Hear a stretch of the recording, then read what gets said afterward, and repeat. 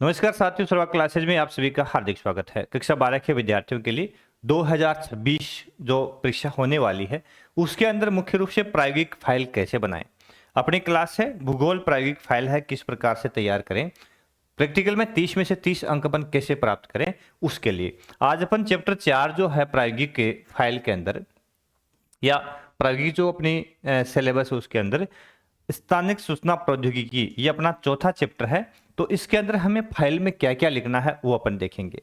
ठीक है, तो शुरू करते हैं आज की क्लास इन शब्दों के साथ में कि वह पथ क्या, पथिक कुशलता क्या, जिस पथ पर विक्रय शूल न हो, नाविक की धैर्य परीक्षा क्या, जब धाराएं प्रतिकूल न हो। जब धाराएं प्रतिकूल न हो तो विकट परिस्थिति में संयम के साथ में, आत्मबल के साथ में आगे बढ़े तो हम अवश्य अपनी लाइफ में सफल हो सकते हैं। तो देखते हैं स्थानिक सूचना प्रौद्योगिकी उसमें हमें क्या क्या लिखना है मुख्य रूप से। तो पहला प्रश्न इसमें अपन क्या नोट करेंगे, पहला प्रश्न आपके समक्ष है कि स्थानिक सूचना प्रौद्योगिकी किसे कहते हैं। यह प्रश्न अपन बनाएंगे और अपनी फाइल में नोट कर लेंगे। उत्तर क्या लिखेंगे, स्थानिक सूचना प्रौद्योगिकी का संबंध उस प्रौद्योगिकी से है जो भौगोलिक रूप से परिभाषित क्षेत्र जिसके भौतिक रूप से माप योग्य, जिसके भौतिक रूप से माप योग्य आयाम है पर लक्षणों व परिघटनाओं के वितरण से लिया जाता है। इस प्रकार से ये सब सूचनाएं या लक्षण है जिसका ज्ञान हमें जिस भाग में होता है उसको स्थानिक सूचना प्रौद्योगिकी कहा जाता है।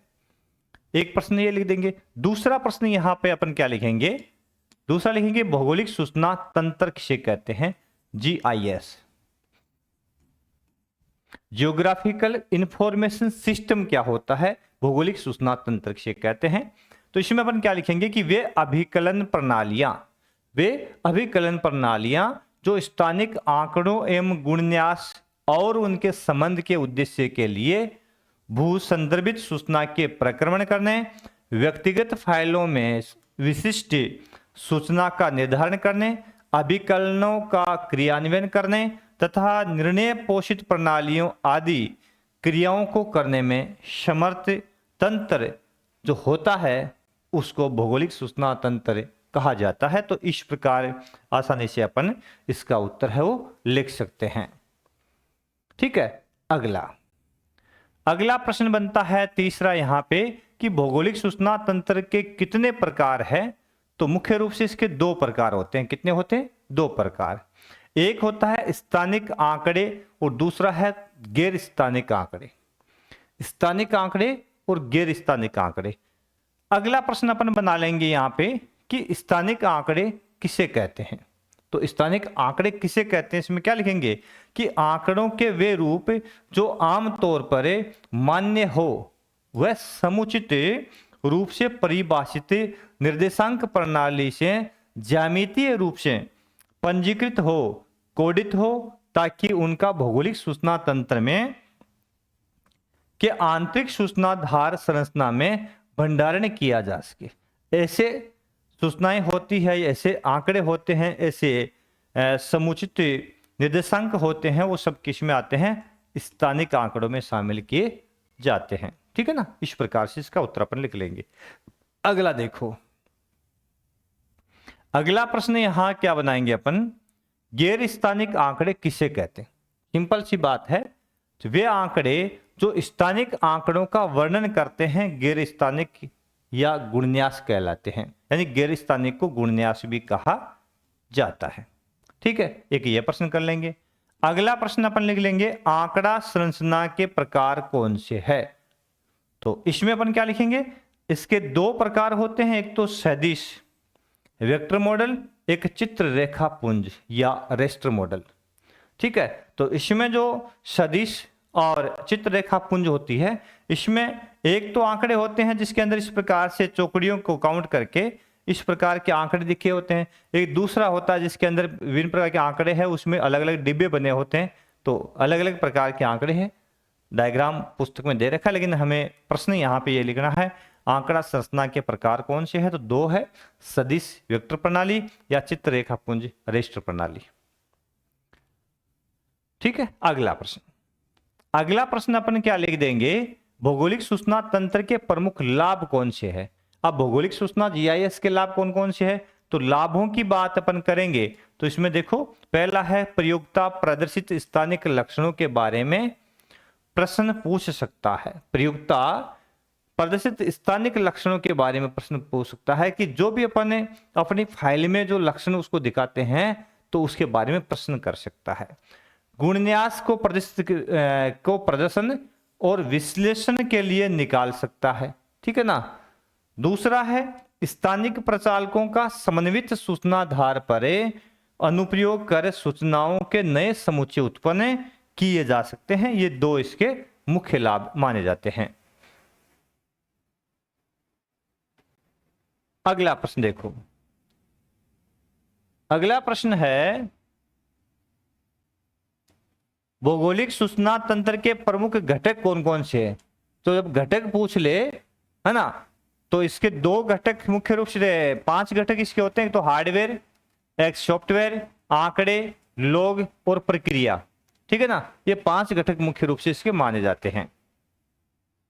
अगला प्रश्न यहां से क्या बनता है, चित्र रेखा पुंज व सदिश फॉर्मेट में क्या अंतर है, यानी रेस्टर प्रणाली और वेक्टर प्रणाली में क्या विशेष अंतर होता है। देखिए तो इसमें अपन क्या लिखेंगे, चित्र रेखा पुंज आंकड़े वर्गों के जाल के प्रारूप में आंकड़ों का ग्राफिक प्रदर्शन करते हैं, जबकि सदिश जो आंकड़े होते हैं वस्तु का प्रदर्शन विशिष्ट बिंदुओं के बीच खींची गई रेखाओं के समुच्चय द्वारा करते हैं, ठीक है ना। इस प्रकार से ये मुख्य अंतर इन दोनों के बीच में देखने को मिलता है।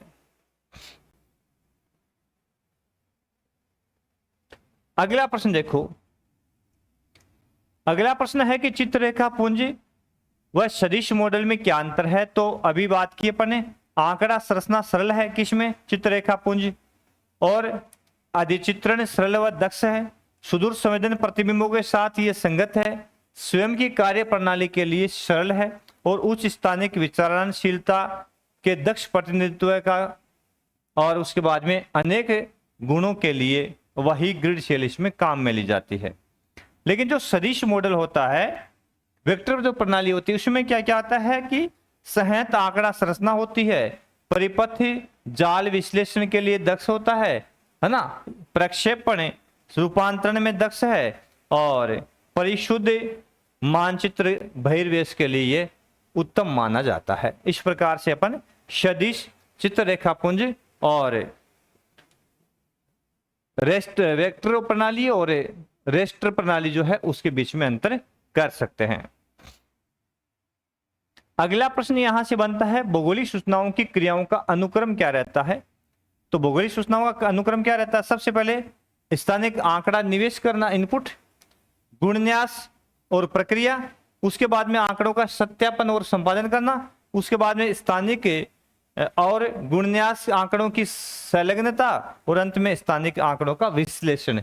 इस प्रकार से 5 प्रक्रियाएं इसकी देखने को मिलती है, किसकी, स्थानिक सूचनाओं की क्रियाओं की।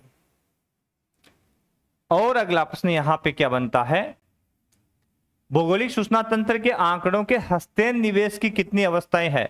तो हस्तेन निवेश की 4 अवस्थाएं आती है साथियों, कितनी आती है, 4 अवस्थाएं। कौन कौन सी, स्थानिक आंकड़ों की प्रविष्टि करना, गुणन्यास की प्रविष्टि करना, स्थानिक व गुणन्यास का सत्यापन करना और संपादन करना, और जहां आवश्यक हो स्थानिक का गुणन्यास से योजन करना यानी संयोजन करना, ठीक है। इस प्रकार से इसके 4 स्टेप देखने को मिलते हैं, आसानी से आप लिख करके फाइल में इसको लिख सकते हैं। तो ये जो अपना स्थानिक सूचना प्रौद्योगिकी है उसके अंदर मुख्य रूप से इतने ही प्रश्न जो है आप फाइल में कर लें तो आपकी फाइल जो है वो कंप्लीट हो जाती है। प्रत्येक स्टेप की जो पहला लेसन जो है उसमें आंकड़े, उसके संदर्भ में कौन कौन से प्रश्न बनने और कैसे करने वो आपको बता दिया। दूसरा टॉपिक है उसके बारे में समांतर माध्य और माध्यिका और भौलक 3 ही बिंदु उसमें है, तो उसके बारे में किस प्रकार से उसको तैयार करना वो भी बता दिया। तीसरा पॉइंट अपना है उसके अंदर हमने आंकड़ों का आलेखी निरूपण जो है उसके संदर्भ में है, तो उसमें सभी बिंदु जिसमें चित्र रेखापुंज है, दंडारेख है, मिश्रित दंडारेख है, वर्तारेख है, प्रवाह रेख है, बिंदुकित मानचित्र है और वितरण मानचित्र है, उसके बारे में विस्तार से बता दिया। और आज चौथा लेसन आपको कंप्लीट करा दिया है स्थानिक सूचना प्रौद्योगिकी। फाइल आपकी कंप्लीट हो जाती है। यदि पूरा सिस्टम इतना जितना बताया गया है वो यदि आप फाइल में बना लेते हैं तो आपकी फाइल को नो चैलेंज है, आपकी फाइल पूर्णतः तैयार मानी जाती है। और इन्हीं में से आपको जो प्रायोगिक के अंदर मुख्य रूप से 16 नंबर का पेपर होगा, 4 प्रश्न आएंगे, उस इन्हीं प्रश्नों में से आपको प्रश्न है वो इन्हीं विधियों से पूछ लिया जाएगा, है ना। तो जरूर मुझे आशा और विश्वास है कि आप क्लास जो है आपके लिए फायदेमंद होगी और आप क्लास का अधिक से अधिक फायदा उठाएंगे। तो सभी साथी आपके अपने सर्वा क्लासेज यूट्यूब चैनल उसको सब्सक्राइब करेंगे और साथ साथ में अपनी एप्लीकेशन जो है वो डाउनलोड कर लेंगे, क्योंकि आपके लिए संपूर्ण ज्योग्राफी है कक्षा 12 के विद्यार्थियों को किस प्रकार से तैयारी करनी है, फाइल के अलावा 56 नंबर की तैयारी कैसे करनी है, वो संपूर्ण फॉर्मूले संपूर्ण सिलेबस की व्याख्या सहित आप तक हम पहुंचा रहे हैं। काफी सारा चैप्टर अपने डाल दिया है, कुछ चैप्टर बच्चे हैं वो अपन डाल रहे हैं, तो वहां से आपको काफी फायदा मिलने वाला है। तो सभी साथी जुड़ेंगे, मुझे आशा और विश्वास है। फिर मिलेंगे नए चैप्टर के साथ में अगली क्लास में, तब तक के लिए नमस्कार, जय हिंद, जय भारत।